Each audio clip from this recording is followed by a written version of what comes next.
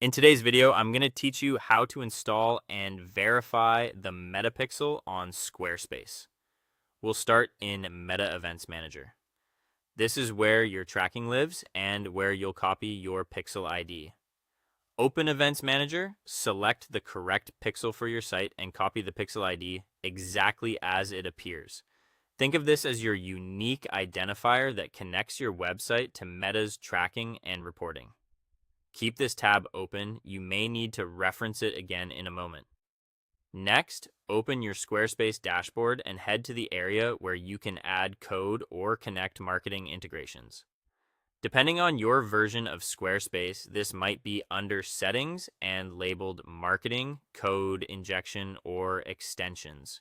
The goal is to find the dedicated Meta or Facebook pixel field if it exists.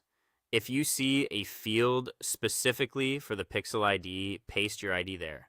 If you don't have a dedicated field, use code injection and paste the pixel setup information, your base pixel code, into the header section so it loads on every page.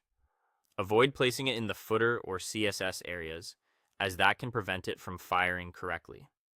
After pasting your ID or the base code, save your settings. Give it a moment to apply across your site. If you're using a caching plugin or a content delivery network outside Squarespace, you may need to wait a minute or two for changes to propagate. Now it's time to verify. Visit your live website in a new browser tab and browse a few pages. Use Meta's tools to confirm the pixel is firing. The MetaPixel Helper browser extension can show you instantly if the page view event is detected and whether there are any warnings. You can also return to Events Manager and open the Test Events tab to watch real-time activity as you navigate your site.